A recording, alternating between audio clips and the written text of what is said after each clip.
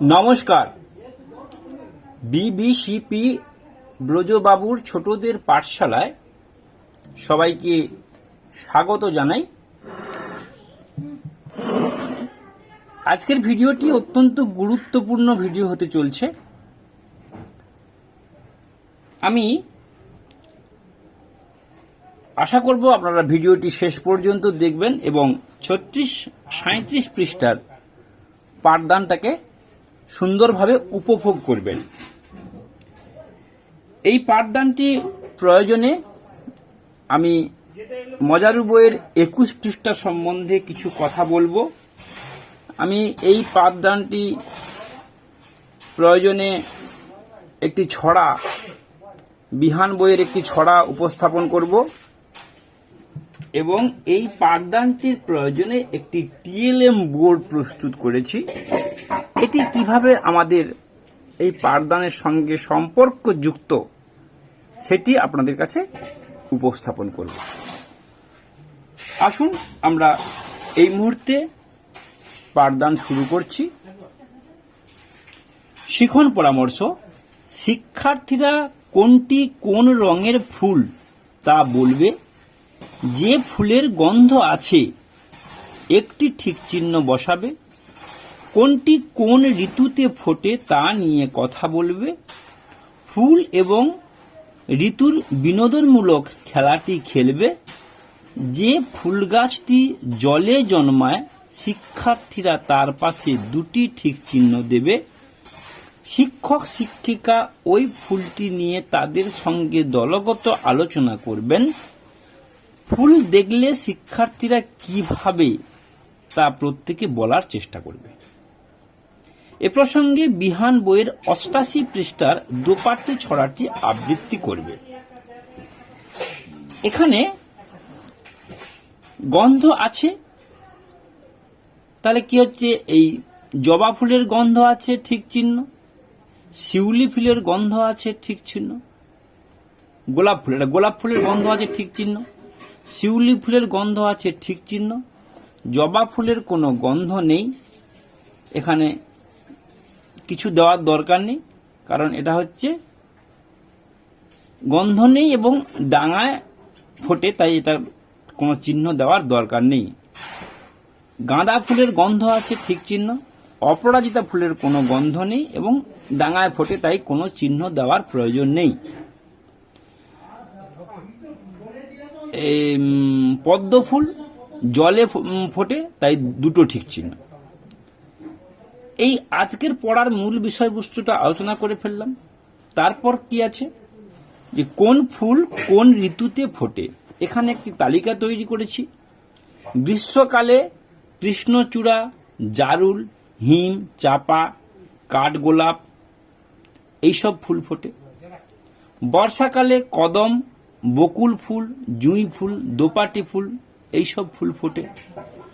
শরৎকালে শিউলি, পদ্ম, কাশফুল, টগর, ছাতিম এইসব ফুল ফোটে। হেমন্তকালে গন্ধরাজ, মল্লিকা ফুল ফোটে। শীতকালে চন্দ্রমল্লিকা, গাঁদা, ডালিয়া, সূর্যমুখী ফুল ফোটে। বসন্তকালে পলাশ, শিমুল, বেল এবং কাঞ্চন ফুল ফোটে। এই ঋতু অনুযায়ী আমরা বাচ্চাদেরকে ফুলের নামগুলো জানাবো এবং এই যে ফুল সম্বন্ধে আলোচনা হচ্ছে, আমরা তাদের পূর্ব পাঠের পুনরাবৃত্তির জন্য এর আগের পৃষ্ঠায় ঠিক আমরা গাছের পাতা সম্বন্ধে জেনেছি, তার আগের পৃষ্ঠায় গাছ সম্বন্ধে জেনেছি। তাহলে কি হলো? গাছ থেকে পাতা, গাছ থেকে বিভিন্ন রকম উপকরণ, যে ঔষধ, পেন্সিল, তারপরে চলে যাচ্ছি গাছের ফুল। গাছ সম্পর্কিত এই পাঠদানগুলো চলছে, এটাও ছাত্রছাত্রীদের আমরা বোঝানোর চেষ্টা করব। এরপর কি দোপাটি কবিতাটা আবৃত্তি করব। দোপাটি কবিতাটিতে কি না, দোপাটি সত্যেন্দ্রনাথ দত্ত। ট্যাপা দোপাটি তুমি দোপাটি, তোফা খোপাটি বাহ, বাঁকানো ছুটি বিনুনি দুটি, না হয় ঝুটি হা। ওহ কি লাগলো টেবদু গালে, চাঁদা কপালে চি, পি পি ধরো না তুমি যে শোনা, কথা শোনো না ছি। আমরা এই মজাদার ছড়াটি ছাত্রদের কাছে উপস্থাপন করব এবং এই পড়াটির সঙ্গে যেমন গাছের সম্পর্ক আছে, এই পড়াটির সঙ্গে এই যে পঞ্চ ইন্দ্রিয়ের পৃষ্ঠা অর্থাৎ 21 পৃষ্ঠা, এটা দিয়ে এর আগে ভিডিও দিয়েছি। এই 21 পৃষ্ঠা যে গন্ধ শোঁকার ব্যাপারটা, এখানে নাকের যে পঞ্চ ইন্দ্রিয় নাকের কথাটাও আমরা এখানে কিছুটা উল্লেখ করতে পারি। জবা ফুলের রং আলোচনা করতে পারি, গোলাপ ফুলের রং আলোচনা করতে পারি, আর গাঁদা ফুলের রং হলুদ রঙের বা কমলা জাতীয় রঙের, এটা আলোচনা করতে পারি। অপরাজিতা ফুল সম্বন্ধে, অপরাজিতা আসলে দেবী দুর্গার নাম।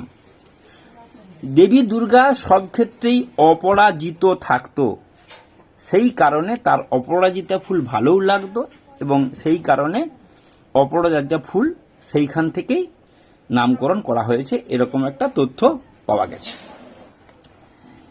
এরপর আমি 37 পৃষ্ঠায় চলে যাচ্ছি। 37 পৃষ্ঠায় কি হয়েছে না, ফুলের পাপড়ির সাথে ফুলের মিল। এই যে পাপড়ি, এই ফুল, এই পাপড়ি, এই ফুল, এই পাপড়ি, এই ফুল, এই পাপড়ি, এই ফুল, এই পাপড়ি। বর্ণের সাথে অংশের মিল।